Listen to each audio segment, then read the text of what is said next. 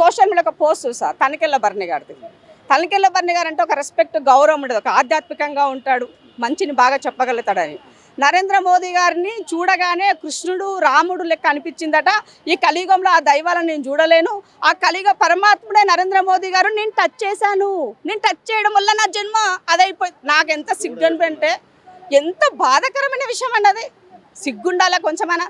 ఒక స్థాయికి వచ్చినటువంటి వాళ్ళు ఎవరైనా మాట్లాడతారా? అలా చెప్తారా? ఏం దేనికైనా నీకు ఆ రకంగా ఫీల్ అయ్యారు మీరు?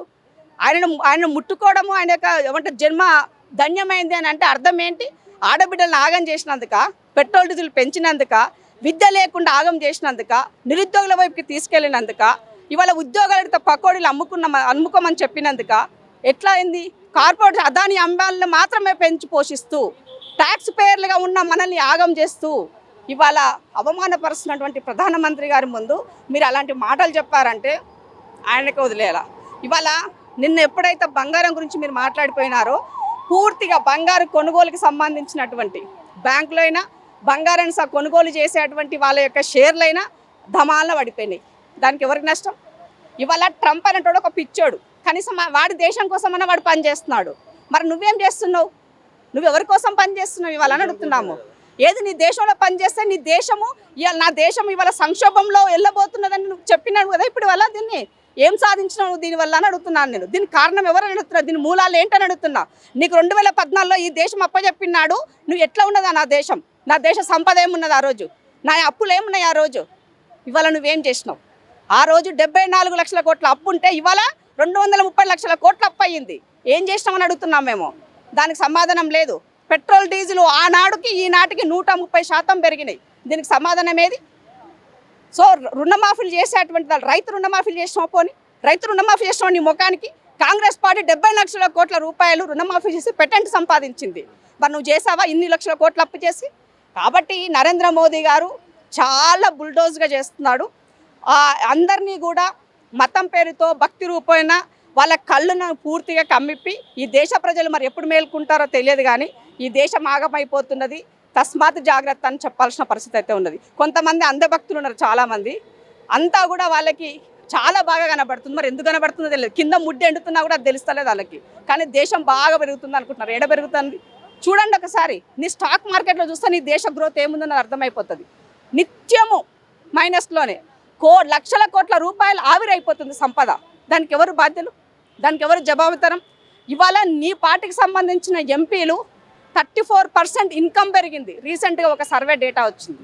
కాబట్టి వీటికి సమాధానం చెప్పాల్సినటువంటి అవసరం ఉన్నది. ఇవన్నీ వదిలేసి మోదీ గారు ఇక్కడికి వచ్చి నువ్వేం భాషణ చేసిపోయినావు అయ్యా? ఎందుకు వచ్చినావు అసలు ఈ రాష్ట్రానికి?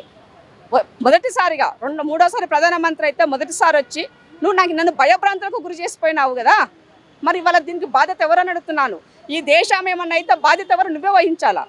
కాబట్టి ఇవాళ ఈ రాష్ట్రాన్ని కాపాడడం కోసం రేవంత్ రెడ్డి గారు 2047లో నేను 3 ట్రిలియన్ వరకు తీసుకెళ్లడం కోసం నా ప్రయత్నం చేస్తున్నా, దానికి రైజింగ్ తెలంగాణ వైపుకి వెళ్తున్నా అని చెప్పారు. మరి మీరేం సహకరించాలి కదా. ఏది మీ సహకారం? మాటల్లోనే సహకారం, ఏది మాటల్లోనే ఎత్తి చూపులు. బాగా యాక్టింగ్ నేర్చుకున్నాడు అంతే.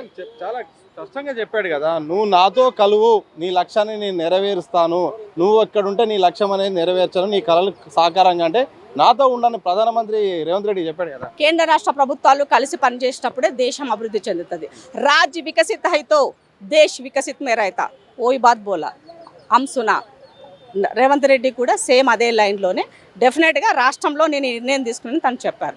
అది అధికారికంగా ఒక పొలిటికల్ వేదిక కాదు, అధికారిక ప్రభుత్వ వేదిక. ఆ వేదికలు ఉన్నాయి, దాన్ని అదే కంటెక్స్ట్లో చూడాలి తప్ప పొలిటికల్ లైన్లో చూస్తే ఇక అంతకన్నా దుర్మార్గం అనేది ఇంకోటి లేదని చెప్పదలుచుకున్నా. ఏది ఏమైనప్పటికీ కూడా ఈ దేశాన్ని కాపాడేది కాంగ్రెసే. ఈ దేశానికి ఏది చేసినా కాంగ్రెసే చేసింది. అది మంచి చేసినా చెడు చేసినా కాంగ్రెసే చేసింది. కానీ బీజేపీ ఏం చేసింది? శత్రు వినాశ్ వికసిత్ చెప్తూ వినాశాన్ని మొదలుపెట్టింది. వాళ్ళ వల్ల ఏది కాదు. దేశం సంకనాకిపోయింది, దేశ జనాభా పెరుగుతుంది, కానీ దేశ పౌరులకు ఇవ్వాల్సినటువంటి మినిమం మౌలిక వసతులు ఇవ్వలేకపోతున్నారు. మౌలిక వసతులు ఇవ్వడానికి వీడికి వచ్చి నేను అది ఇచ్చినా ఇది ఇచ్చిన అంటే మరి నీ బాధ్యత ఏంది? నేను ట్యాక్స్ ఎందుకు కడుతున్నా? మౌలిక వసతులు ఇవ్వమని కదా కడుతున్నది. అది చేయకుండా ఇవన్నీ శుద్ధపుస మాటలు చెప్తున్నారు. అది అసలు ఎంత దారుణంగా ఉంది అని అంటే చెప్పాలంటే బాధ అనిపిస్తుంది ఒక్కొక్కసారి. మోదీ గారి యొక్క నిర్ణయాలు ఎంత జుగుస్పకరంగా ఉన్నాయి. ఒకటే అంతే, యాక్టింగ్. యాక్షన్, ఎంత యాక్షన్ చేస్తే రాజకీయాల్లో అంత పెద్ద లీడర్ అవుతారు అనడానికి ఎగ్జాంపుల్గా నరేంద్ర మోదీ గారు. మోదీ గారికి పెళ్ళం ఉండి పిల్లలు ఉండి సంసారం ఉంటే పరిస్థితి ఇట్లుండేది కాదు. అది లేదు కాబట్టి సన్యాసి కాబట్టి ఎవడి కష్టం తెలుస్తలేదు, బాధ తెలుస్తలేదు, బంధుత్వం తెలుస్తలేదు, ఏమీ లేదు. జస్ట్ స్క్రీన్ మీదకి రావాలి, యాక్షన్ చేయాలి, సాష్టాంగ నమస్కారాలు చేయాలి, బాయ్యో బహినోం అని చెప్పాలి. ఇది తప్ప ఆయనతోనే ఏమీ లేదు. ఏమైనా వల్ల జరిగేది ఏమీ లేదు, ఒరిగేది ఏమీ లేదు. కాబట్టి దేశ ప్రజలు అప్రమత్తంగా ఉండాలని విజ్ఞప్తి చేస్తున్నారు. దేశ ప్రజలారా అప్రమత్తంగా ఉండండి. కాంగ్రెస్తోనే ఏదైనా సాధ్యమైతే కానీ ఈరోజు బీజేపీ విధానాలు కానీ మోడీ అవలంబిస్తున్న ఆలోచన కానీ దేశం ప్రమాద స్థాయిలోకి వెళ్ళిపోయింది. ఈరోజు ఇది కొనొద్దు, అది కొనొద్దు, అక్కడ తిరగొద్దు అంటూ కూడా దేశ ప్రజలకు ముందు సూచన చేయాల్సింది పోదు ఈరోజు భయభ్రాంతులకు గురి చేస్తున్నారు. ఒక విధానం అంటూ లేకుండా దేశాన్ని వెనక్కి తీసుకున్న ప్రయత్నం చేస్తున్నారు. దీనివల్ల మాత్రం దేశం అసలుకు అప్పుల పాలైపోయింది. అసలు ప్రజలు కూడా ముందుకెళ్ళే సామాన్యులు కూడా బతకలేని పరిస్థితికి వచ్చింది. ఇప్పటికైనా ప్రజలైతే మాత్రం వాస్తవ పరిస్థితులను దృష్టిలో పెట్టుకోవాల్సిన అవసరం ఉంటుంది. లేకపోతే మాత్రం భవిష్యత్తులో మరిన్ని కష్ట నష్టాలను చూడాల్సిన సందర్భాలు అయితే వస్తాయని కూడా కాంగ్రెస్ సీనియర్ నాయకురాలు ఇందిరా శోభన్ గారు చెప్తున్న సందర్భం కనిపిస్తుంది. వీడియో జర్నలిస్ట్ ప్రశాంత్తో సత్య దిశ టీవీ, హైదరాబాద్.